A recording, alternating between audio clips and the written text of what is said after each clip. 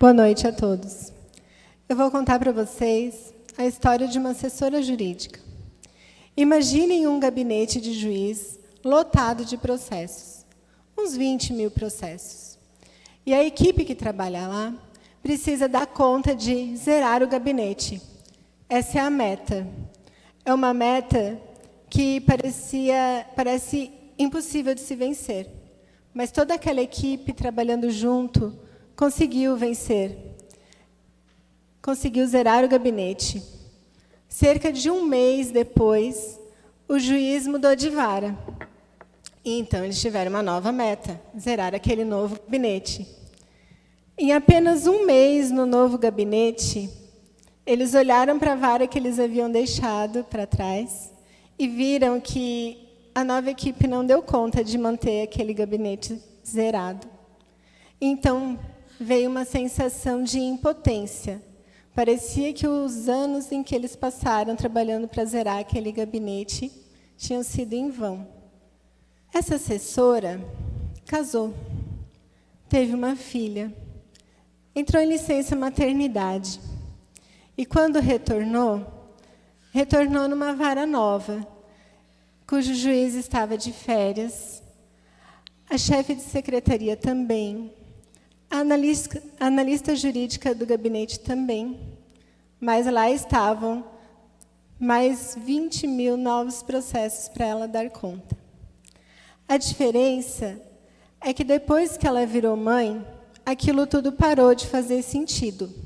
Simplesmente zerar um gabinete sem poder olhar cada pessoa que estava envolvida em cada processo não fazia mais sentido a ela. Então, ela já tinha isso em mente e não sabia como fazer, como entregar as metas que o juiz apresentava, como entregar uma resposta rápida para os advogados, para as partes, para a sociedade, como atingir as metas do CNJ, como fazer tudo aquilo, tantos processos e tão poucas pessoas. Um belo dia, numa tarde, um estagiário perguntou a ela se ela já tinha ouvido falar sobre direito sistêmico. Ela não tinha ouvido e fez o que qualquer um faria. Jogou no Google. E encontrou que direito sistêmico, em 2017, a definição era que seriam a aplicação das constelações familiares no judiciário.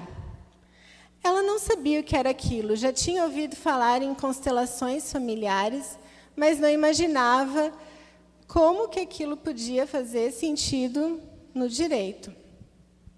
E então, como todos ali do gabinete, aquela equipe percebeu que ela tinha ficado realmente interessada no tema, sempre que liam ou ouviam algo a respeito, avisavam a ela. Então, a residente judicial, uma tarde, falou: "Ei, tu gostou mesmo desse tema estranho, né? Direito sistêmico, esse negócio de constelação. Queria te avisar que vai ter uma palestra telepresencial na OAB." Então, essa assessora não teve dúvidas. Pediu licença para o chefe, pediu aquele dia de folga para poder conhecer melhor sobre esse tema. Quando ela ouviu a primeira palestra da doutora Eunice Schlick, falando sobre a postura do advogado, conhecedor das leis sistêmicas, ela pensou: nossa, se os advogados soubessem que dá para trabalhar dessa forma, é tão leve, seria tão bom. Mal sabia ela que tudo que nós vivenciamos e experienciamos é para nós mesmos, não é para os outros. Ela voltou para o gabinete cheia de ideias, querendo poder trabalhar daquela forma humana, olhar para cada pessoa, atender de uma forma melhor quem chegasse no gabinete. Mas, infelizmente, não era possível. Na época, era necessário produtividade, era necessário apresentar números. Inclusive, uma frase que ela ouvia com frequência era: "Eu prefiro números a pessoas." Só que ela trabalhar daquela forma não estava mais lhe fazendo bem. E ela achou que era ela que estava errada, porque, conhecedora dessa nova forma de trabalhar, ela passou, sem querer, mas naturalmente, a produzir menos, porque da forma dela, ela passou a atender de uma forma mais adequada e mais humana a cada demanda que chegasse. Teve uma noite que uma amiga dela, também assessora, falou: "E aí, está gostando de voltar a trabalhar?" E ela disse: "Não, isso aqui não faz mais sentido para mim." "Tá, mas então o que tu quer fazer da vida?" "Ah, eu quero trabalhar com direito sistêmico. Eu não sei como, mas é isso que para mim faz sentido agora." Então,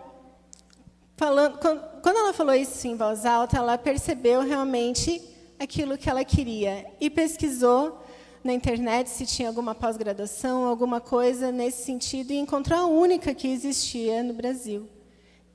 E resolveu cursá-la. No momento em que ela tomou essa decisão, alguns meses depois, o juiz com quem ela trabalhava lhe procurou. E ele começou a conversa assim: "Olha, eu percebi que eu não vou mudar a forma que eu trabalho. E eu também não vou mais te dobrar. E nós estamos seguindo caminhos diversos. Você está indo para o norte e eu estou indo para o sul." Naquele momento, ela já parou de prestar atenção no que ele estava falando. Ela já tinha entendido o que precisava fazer. Ela precisava de um norte e ela tinha encontrado esse norte.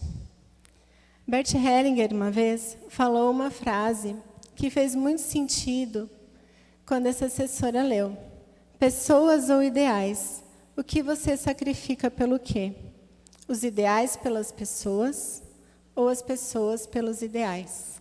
Essa é a minha história.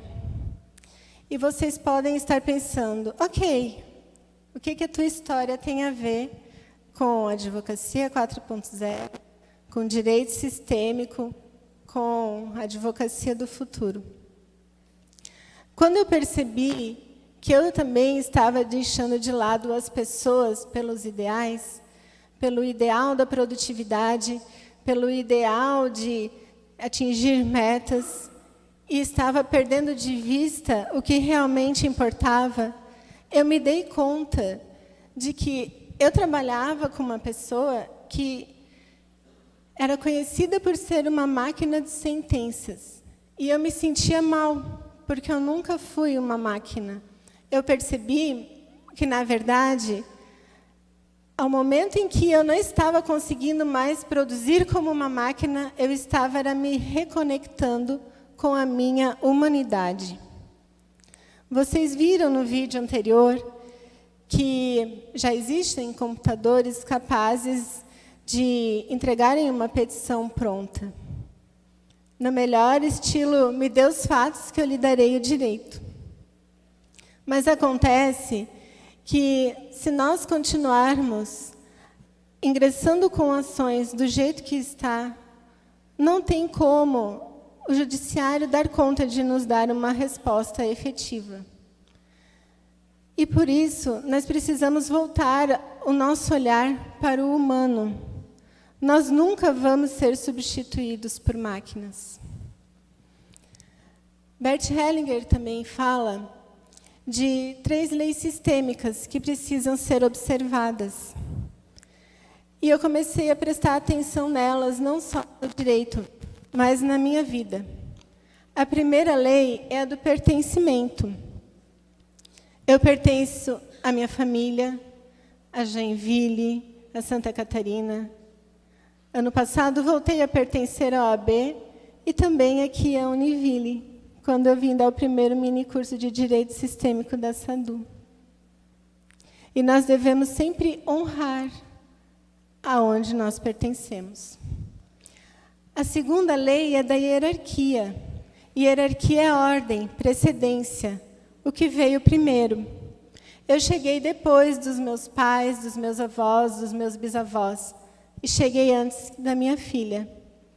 Eu retornei a OAB e a Univille depois, ano passado apenas, e preciso honrar a todos que estiveram lá antes de mim, e a tudo da forma que foi como foi, para então poder começar a fazer um pouco diferente.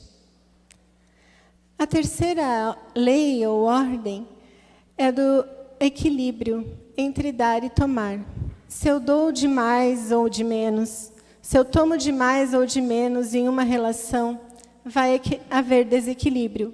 E o desequilíbrio gera desordem. É preciso sempre observar o nosso lugar. Constelação familiar, na verdade, é uma expressão que foi traduzida do inglês para o português, mas que é originária do alemão. A palavra é Familienaufstellung, que significa recolocar, reposicionar, encontrar o seu lugar. Isso tudo que aconteceu comigo fez com que eu reencontrasse o meu lugar. Hoje eu encontrei o meu lugar não só na minha família, como filha, como mãe, como esposa, mas também o meu lugar no direito. Eu me encontrei a advogada que sempre fui, mas estava perdida. Eu descobri o que eu gosto de fazer. Uma coisa que eu não falei para vocês é que a única relação em que pode haver desequilíbrio é a entre pais e filhos, porque os pais sempre dão e os filhos tomam, porque o maior presente que os pais nos deram foi a vida, e não tem como nós retribuirmos isso. A única forma de nós equilibrarmos é dar sequência, ou tendo filhos, ou fazendo algo de grandioso para a humanidade, deixarmos um legado. Eu descobri o meu lugar. É disseminando um pouco do direito sistêmico por onde eu passar, e fazendo disso o meu meio de vida. E vocês, já encontraram o seu lugar?